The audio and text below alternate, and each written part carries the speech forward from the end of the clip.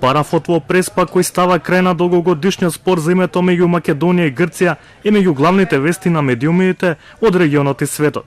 Бугарските новинари пишуваат дека веќе станале соседи со Република Северна Македонија. Во Грција, по вчерашната интензивна расправа за интерпелација на Ципрас, следе и протести во Атин, како и во Мала Преспа, каде беше употребен созавец за да се растера толпата.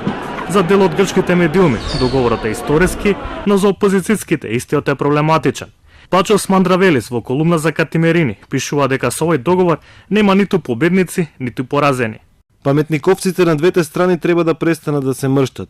Ајде да не фантазираме повеќе за победи, порази, триумфи и катастрофи. Договорот е само чекор напред кој долго време се чекаше. Треба уште многу да се работи и на тоа мора да се фокусираме за доброто на нашите народи, што е спротивно на тоа што националистите од двете страни се стремат. Владо Вуришич во коментар за Хрватски јутрни пишува дека Македонија сега ќе биде повторно во фокусот на меѓународниот интерес и борбата за превласт меѓу истокот и западот. Треба да се почека и да се види како Русија ќе се постави, бидејќи е познато дека Москва има добри врски со ВМРО-ДПМН и застана во одбрана на Груевски.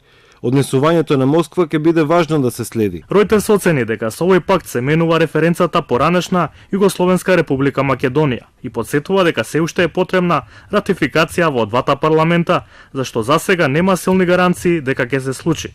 Веста без повеќе коментари ја пренесоа светските медиуми CNN, BBC, NBC, AFP и многу други.